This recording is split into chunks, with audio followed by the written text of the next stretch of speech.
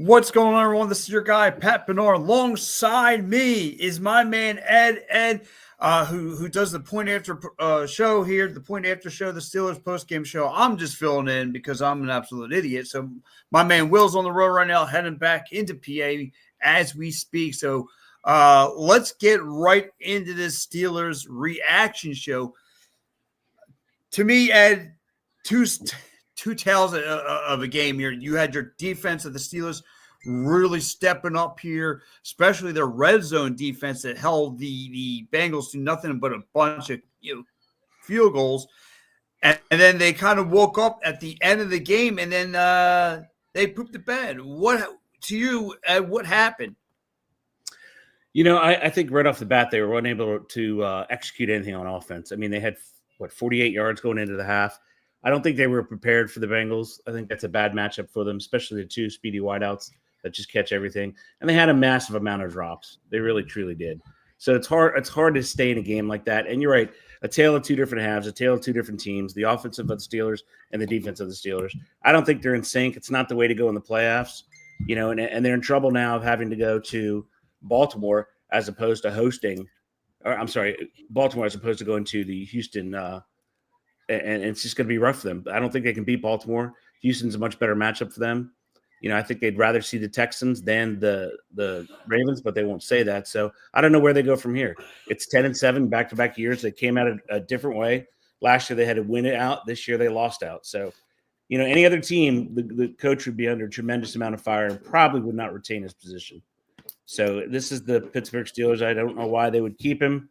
Nothing against him as a human being, A plus quality guy. It's just, I think it's just falling on deaf ears now. There's no consistency. George Pickens was terrible tonight. 4 drops. It was embarrassing if you were a fan. What are your thoughts from looking at it? And you bring up about the. So again, looking from big picture, right? Looking from the outsider and looking from, again, you guys, you will, Tracy, you guys follow this team every weekend. For me, I look at it from the outside. I'm looking from a national perspective. I'm looking from the guy from across the state, from across the state. And again, I look at it. There was major disconnection with the offense, like you mentioned about George Pickens dropping some key balls. Calvin Alston come up the fumble. He has some drop balls. And the guy who is the most productive for you in the fourth, Pat Frymu, has the most clutch drop ball. And then that was pretty much the nail in the coffin for this team. And like you said, I seen this story last year with the Birds and the play calling offensively that went right down into the tubes. I've seen this. I've seen offensive corners and they only been here. Brian Johnson only been here for a year, and he was out of here. So this, like you said, these kind of losses dictates you on the way out the door. Like I know there's people who look at from outsiders in saying, no, Mike Thomas is a great head coach. Like you guys mentioned last week, he hasn't won a playoff game in 6 years.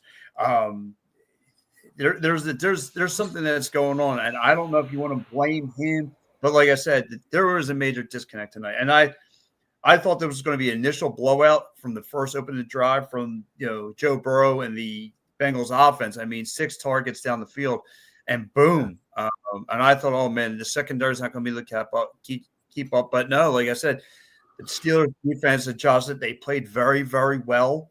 And especially in the red zone, I thought they were really key. Guys like Cam Hayward, and a few others who came in there, especially Patrick Queen. I thought did a tremendous job. He was all over the place, and then they kind of fell apart.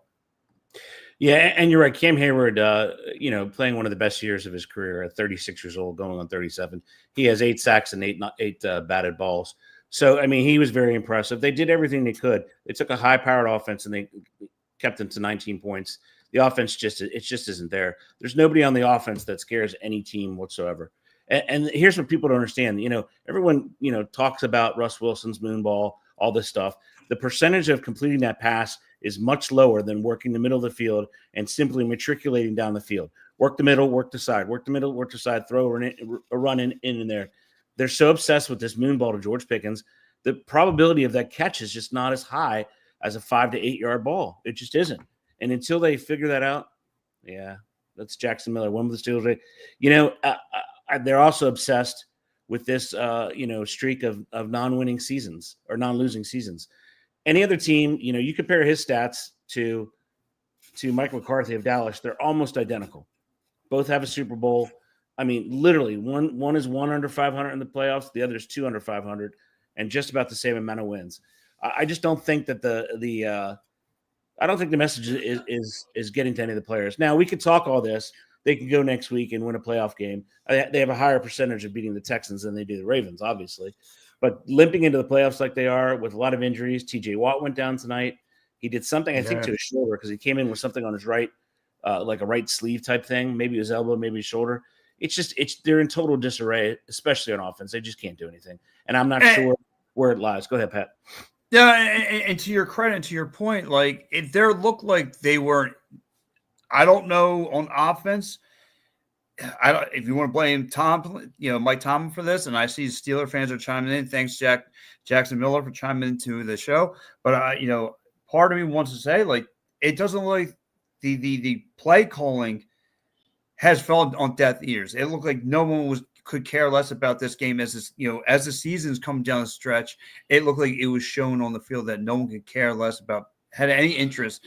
If the defense didn't play as hard as they did, especially in the red zone, this game would have been a one-sided affair. And they're lucky they came with some big plays, and they're lucky they caught fire in the fourth quarter. I mean, this is the only time I saw that this offense kind of really woke up. I mean, I seen Najee Harris getting some runs in. Obviously he set the tone for the Steelers, but after that, like I said, through the bulk of the game, it was really quiet on offense. Other than Patrick Farmuth picking up some big plays, getting open, gets a TD. But other than him, like you said, Calvin Austin had a major drop balls. Kenny Pickett. No, that's my dope. George Pickens, he had some major drop balls tonight. There was a bunch of like I said, the defense held their own, but the offense really hurt the Steelers.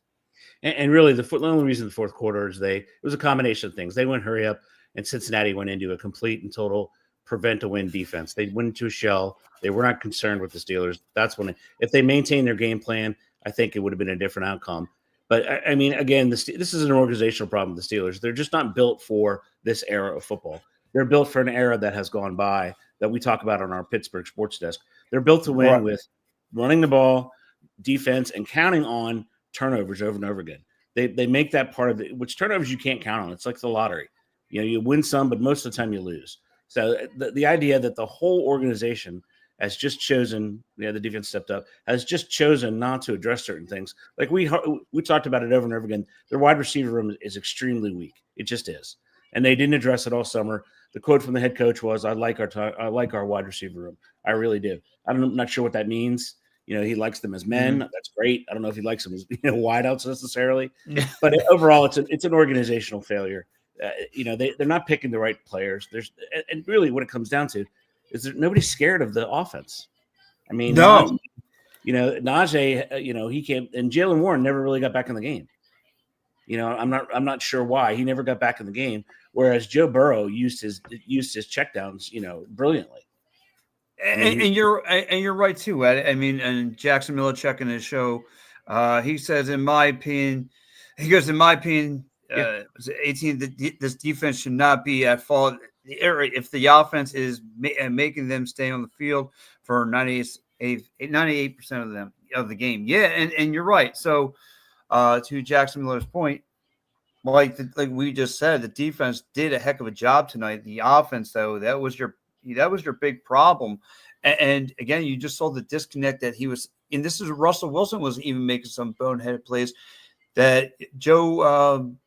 And that Troy and Joe were calling out. They were saying, hey, look, man, they're especially in that one play, especially again, the fourth stretch. Why didn't you go outside? Why didn't you just run it outside? Again, talk about checkdowns. And there was some of the mistakes he made tonight.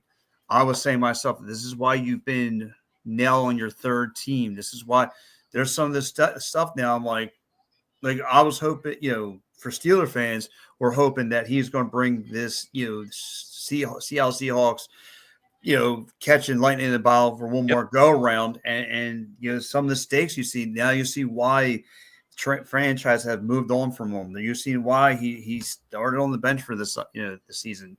There's some of the things that he did on his own. I mean, if you're going to blame the play calling, you got to go with the quarterback who are making the decisions at the helm. So, like I said, it was just a total nightmare if you're a Steelers fans, and the Boo Birds were coming out early on them. I mean, that I thought Lincoln Financial Field was notorious for Boo Birds. I mean, Steeler fans applauded because the Boo Birds were coming out. I mean, they were all over the Steelers offense, and they were letting Pickens know about it. They let Russell know about it. They let Tomlin know about it. They let everybody, offensive coordinator, they let everybody know about it. And it was kind of stark to see the stadium was obviously not full from the beginning, but that less and less people stuck around. They were, which is an indictment on the organization. The idea that these are the exact things that the coach in Denver said he didn't like. He's holding the ball too long. He's making silly decisions. When he broke the pocket and ran, he had enough time to get out of bounds. Not sure why he turned up and took on players for a hit. Not sure why he did that. That really kind of cost them the game as far as the time saver. They had to burn a timeout. I just think overall he's 6-5, right? 6-5. Your other quarterback was 4-2. And we really didn't see Fields never really got into any of the game plans in the losses. They went straight 0 for 4. Fields never got in to do any sort of wildcat type thing or RPO. They missed that. That's what they don't have. He was getting 43 to 48 yards a game average, somewhere around there. I mean, you miss that when you put in Russell Wilson. And these are the reasons, to your point, what you said. This is why Seattle got rid of him. This is why Denver got rid of him. Super nice guy. He just doesn't have it anymore. He can't run like he used to. He's too small in the pocket when you keep him in there, and he holds onto the ball too long. And above all, he just relies on that moon ball. And if you look percentage-wise over the NFL, that is such a low percentage play. It's simply not worth it. They'd be better off trying to do an RPO with him, doing something. But overall, Cordero Patterson has been an absolute bust. He's way too old. They don't use him correctly anyway, not the way he was used in Atlanta. Jalen Warren's better than Najee Harris. They don't start him. I don't know why. Organizationally, it needs a hard reset. Every team goes through it. Yeah. Look at New England, mutually parting ways. The guy won 6 Super Bowls, went to 9, right? Yes. 9 Super Bowls. He has 2 as a coordinator. The guy has 8 Super Bowl rings. And what did they do with him? He left. They asked him to leave. Right. To your point, your organization, what did they do with Doug?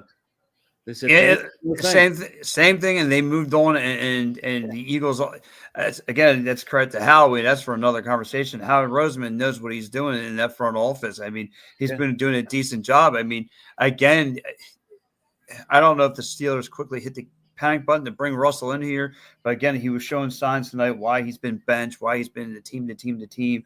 And again, tonight I saw one good deep ball that came from him. That he actually nailed to Mike Williams. But that was the only deep ball that I seen that actually connected. And again, part of it, to play the blame game rather, part of it goes on Pickens again. Pickens had some dimes that were right in his hands, and he just came up loose. Pat Freeman, who looked decent through the fourth quarter, came up short. Even if they were 13 or 14 seconds, if he catches that ball, right, they're going to take their time. They're going to have to get everybody back. You're looking at 7 seconds, and he would have caught it at about the Bengals 46. So I'm not really sure what you get out of that. That's a super long field goal. Boswell has been good, but that's an extremely long field goal. You're talking about, 67 or 62 yards. You're not, again, probability hitting that aren't great, but maybe he does. I don't know. But overall, it is an organizational problem. They don't have the correct players for playing.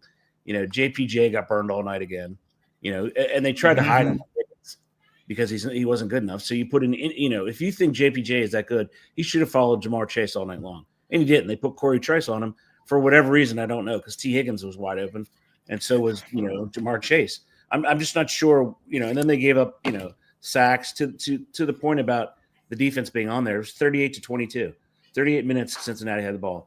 Another point you made, which is accurate, their red zone defense really stepped up because, man, you're talking about, he put 4 field goals in. 2 of those are touchdowns. This game isn't even – we're not even talking about anything. No, we're talking about what the Birds doing tomorrow. No, but this is again, that red zone defense of the Steelers really stepped up tonight. Again, holding Joe Burrow, again, and just the field goals, for him to counter with field goals. And there was that one, again, this is where, Calvin Austin came with that turnover. And I'm like, oh my gosh, this game is a layup for the Cincinnati Bengals. And it just didn't turn out that way. Again, they just settled for field goals most of the night. And again, credit to and listen, they got it kind of a layup, right? As much as the Steelers didn't have TJ Watt with them. Listen, the Cincinnati Bengals lost on Higgins. So I mean, again, this was kind of a layup. This was an opportune time for the Steelers to make something happen. And their defense gave the Steelers offense every opportunity to make some big plays and walk out with a victory. And just because of the miscommunications, some bad penalties they were taking, came back and shot themselves in the foot. Yeah, and it's really interesting how they're going to move forward. I mean, going to the Houston Texans for them is the ideal situation. They'll never say it. Going to Baltimore, the way Baltimore's humming, although Zay Flowers is said to be okay. He'll definitely be sore. So I don't know if he'll be full speed next game. But going to the Houston Texans would be ideal for the Steelers because they'll have a better shot. They won't be a favorite, but they'll have a better shot. I mean, the idea of the organization just being kind of in disarray, if you think back, they were 10-3. They were talking about they were an outside shot of the number 2 seed, right? And now all of a sudden, you're 10-7, just like you were last year. And honestly, the Steelers, the owners, the Rooneys have to look at this. Otherwise, you're going to be a laughing stock of the NFL. Right. And for me, like I've seen this, right? We us Eagles fans, we pick on the Cowboys because they keep on Jerry involved all the time. We as Eagles fans keep at them, just keep at them, And you don't, like you just say, you don't want to fall. Like the only way for Steelers fans would be okay, maybe next year for Tomlin to keep his job is somehow, some way they go in Baltimore and they slay the Ravens. Other than that, I don't see this guy's job being secured. If you want to be outside looking in, just say, hey, look, he made it to the playoffs. I mean, great. I mean, that's a participation trophy. Right. But exactly. Great way to put it. Yeah, I mean, that's great. But I mean, at the end of the day, it's to win the big one. And if you can't climb over the hill, can't climb the hump, what good are you? I mean, if you just want to be in there, just say, hey, look, he's a winning coach. Just look at his resume. That's great. But if you came up short in every one of your playoff games, again, participation trophies and way to go. So, again, the Steelers now dropped to 10-7. And if everyone has checked in the show, please hit the subscribe button on here to the Stream Punk Entertainment. This is the Point After Steelers postgame show with me and Ed. I'm just filling in for my man, Will. I can only imagine what Will looks like behind the I can only imagine what Will looks like behind the wheel right now, driving into Pittsburgh. He phoned me a couple times, and he was very upset. I hope he's not looking over a mountain at Altoona and thinking about a couple things. I hope he's okay. No, he's good. Actually, he's good. He's a real good guy. He only drove to Indianapolis. He actually went back to Fort McCoy to sign out, and then he'll be back here on the 18th. For good. Yeah, he might hit. I was gonna say he might hit the liquor store on the way home. Yeah, he might. I mean, the way this team's going. Yeah, so, it was a bad show. I agree. Again, this team has now lost their 4th game in a row, Ed. 4th game in a row. I mean, Steelers fans, like you said, came out to this 29-degree weather. I think that's what it was. 20 degrees. Yeah, I mean, yeah. I mean, you're tough, and this team again gives you this kind of display where they just can't close out a game. They give you this; they're showing you problems on both sides of the field. If it ain't 1 week, if it ain't the offense 1 week, it's the defense another week. Again, just like they kind of fixed the crack in the wall with the defense, their offense was just showing you so many problems. They got, and like you just said. It's time to hit the reset button next week. If you go into Baltimore, it looks like you're just going to get in. You won't even survive 10 rounds. It looks like you're just going to get in there for 2, and it might be over for this Steelers team. And Again, as an Eagles fan, I've seen this last year. I've seen how this party ended last year. I've seen an Eagles team that won 10 games last year and then choked it all away. I've been there. So, this Steelers team is going to have to find a way. Like I said, the only way that Mike Tomlin might be able to save his job, in my opinion, is if he walks out with a W over the Ravens. Other than that, like I said, if you're the Los Angeles Chargers, you desperately want to win the game because that means you get to go to. Yeah. You don't want to go to Baltimore. You don't want to have a Harbaugh Bowl again. You want to go to Houston. So they're most likely going to win. And that means the Steelers are going to Baltimore. And it's going to be tough. I mean, yeah. I mean, listen, if you're not a praying man now, I mean, you might want to if you're a Steelers fan because you might want to start hitting church now because you're going to need all the luck on your side because, man. 7 a.m. service you're recommending, huh? Yeah, 7 a.m. If there's a midnight service right now, go find one.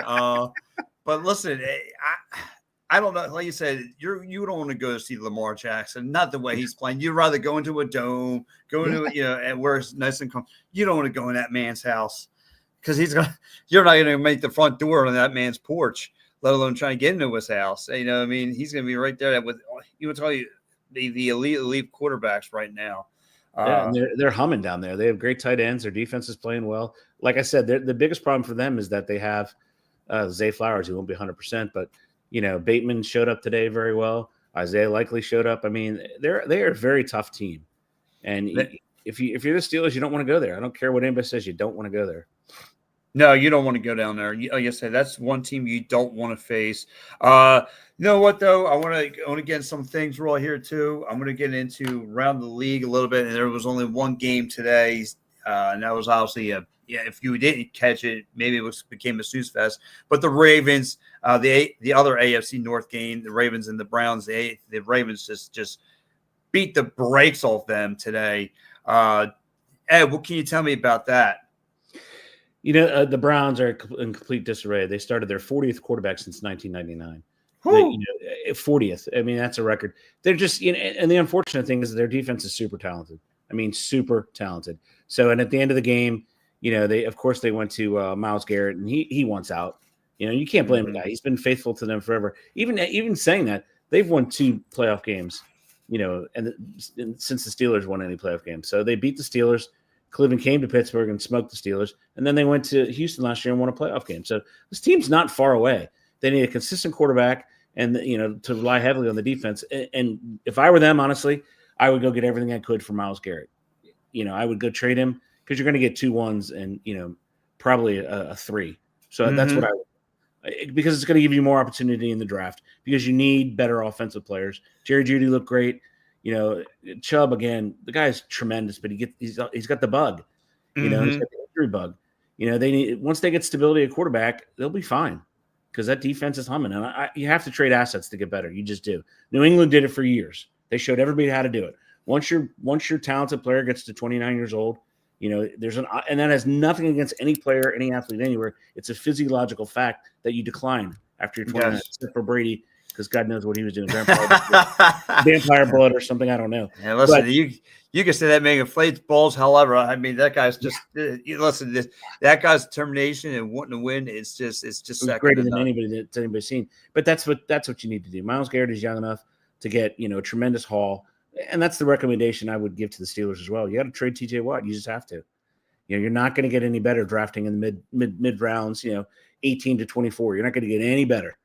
No player is going to fall that far. And the ones you're choosing, you're not hitting in the draft. So I would trade assets to get better. And here's the thing that no Steeler fan really understands.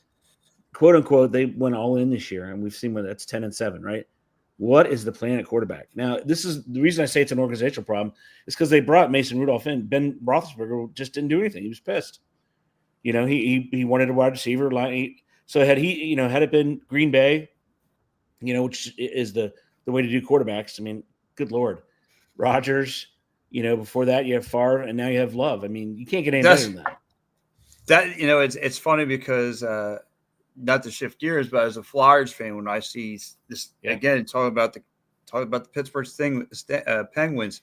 I said, listen, they go from Mario Lemieux to Crosby. I said we went from Lindros to Walpoop. I mean, because there hasn't been anything around since Lindros. So, but to touch on some other games that are going around the league tomorrow, we got the Falcons and Panthers tomorrow. That means nothing. That means a little bit more to Falcons than it does for the Panthers. Panthers will maybe looking to be playing spoilers right now. Again, that team is looking like they're going to be ready for the future, just not now, not the near future. You got the Cowboys and Commanders tomorrow. Again, the Cowboys, man, you were talking about a season that got washed away early. They got really nothing to play for tomorrow. You got the Green Bay Packers taking on the Bears tomorrow. Again, the Packers just look like they're just want to put another win on their belt. It's going to be if they both finish 12 wins, the Packers and the Commanders get the higher seed because of the head-to-head conference wins. That means yes. That's what the Birds went right now. They'd rather take on the Commanders, plus a little bit of revenge factor and all that stuff. Especially if Jalen Hurts. And I'm a realist, diehard Washington fan. Grew up there, still diehard fan. Their problem is that their run defense is terrible. They're likely a one and done. If I'm a Commanders fan, not the staff, I would love to go to LA and roll the dice and play the Rams. And you know what though, that would be the better matchup for them. But again, kudos to the Commanders season because no one had this team actually go into the playoffs, actually having them as 11 to 12 winning season. So I give kudos to the Commanders for making this run again. A team that's built for the future. Again, they're showing you they're making leaps and bounds going forward. So I'll give them that. Then you have the Texans and Titans tomorrow. Again, not so much for the Titans. I've seen a bunch of guys I'm good friends with and complete disarray with that franchise. Yeah. You have the Colts and Jaguars. I think the Colts embarrassed themselves last week. They're looking to bounce back a little bit after losing to the New York Giants. You have the Buffalo Bills and the Patriots next week, obviously tomorrow as well. The Birds and Giants. You have the Saints and the Buccaneers. Buccaneers going to need this win as well over the Saints. Interesting game to watch. You have the Broncos and Chiefs. Obviously, the Steelers fans are going to need the Chiefs to do their thing. They're going to, I mean, unless Patrick Mahomes is just kind of rest. That's about it. Yeah, he is. Carson Wentz is starting. Yeah. If you lose the car, I know. Listen, as a guy who's seen Carson Wentz, the last time I saw Carson Wentz have a great game is he did put a 50 burger on the Broncos, and that was in 2017. So it's gonna be interesting to see number 11 come out, or Mr. Carson Wentz come out of that tunnel. Then you have the Chargers and Raiders coming up tomorrow. Interesting game again. The Chargers are going to need that W. And then, of course, the later game is going to happen on the Rams and Seahawks. Ooh, that's probably one of the better games to watch. You have the Dolphins and Jets. Not so much. Obviously, Dolphins need this win too as well. Yep. Niners and the Cardinals. And then, of course, the game, which is probably not going to mean much because they're probably the Vikings and Lions is your game of the night. So obviously, again, a lot of games to watch, a lot of games to look forward to. So I got to go with you here.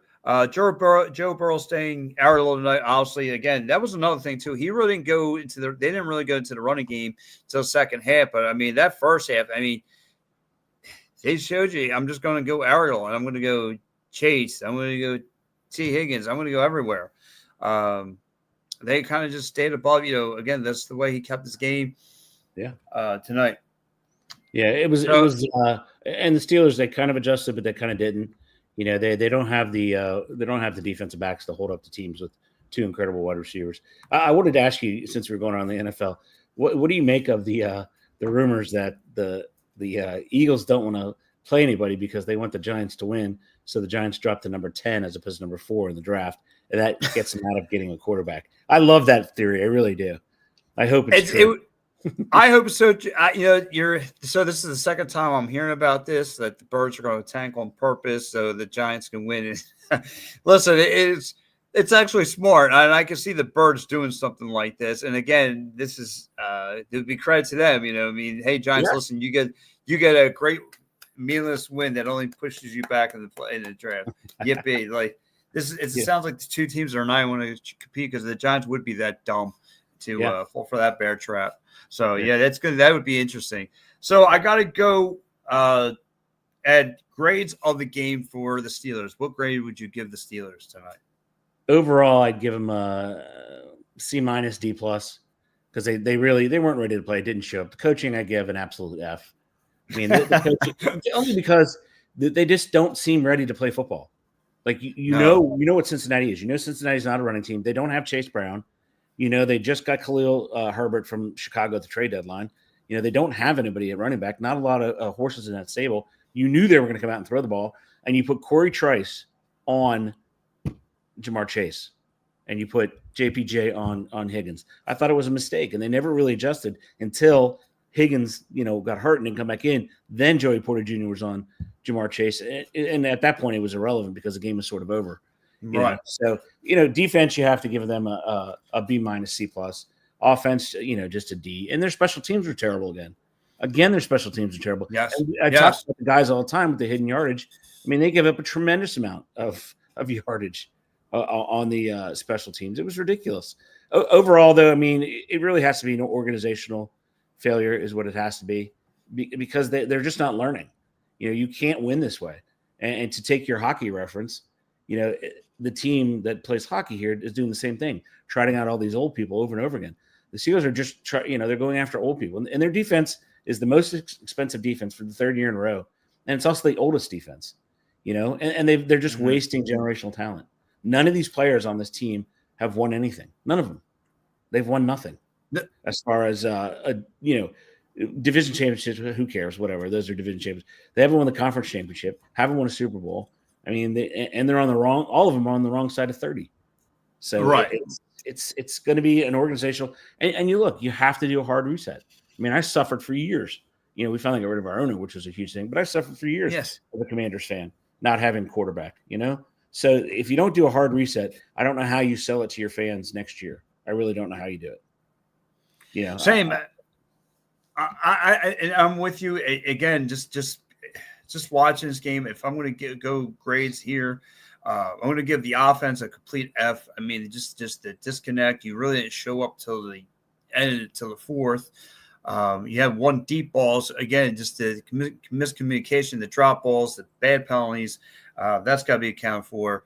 The defense, I'll give a B+. I thought the defense holding the Joe Burrow, high-powered offense, I just holding them to no but a bunch of field goals. I thought that was tremendously impressive.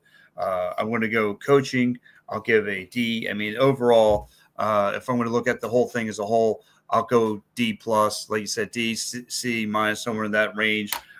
Tremendously, just again, a failure not to close out a game when the game was right there in front of you to win it. This game was there to win it. And your offense pooped it away. And one more second, I got to go. Who would be your MVP of the Steelers for tonight?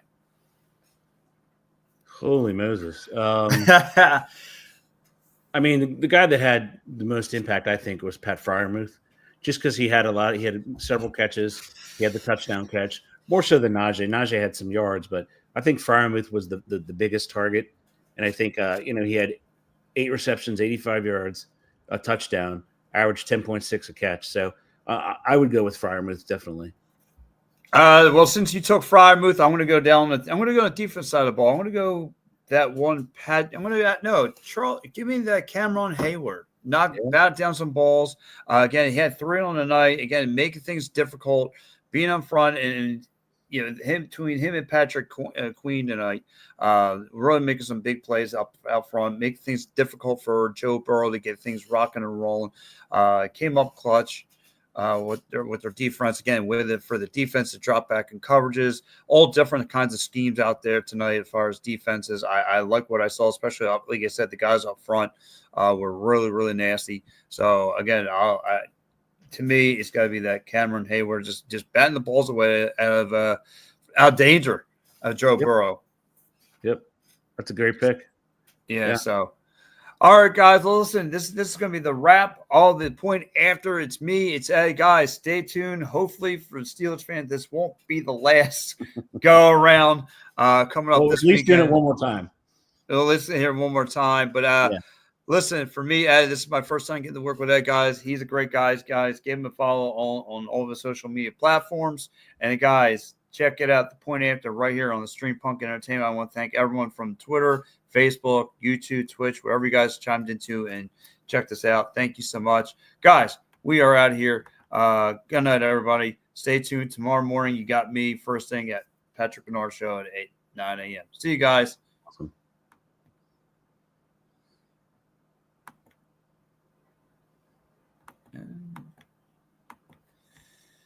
Oh, dummy.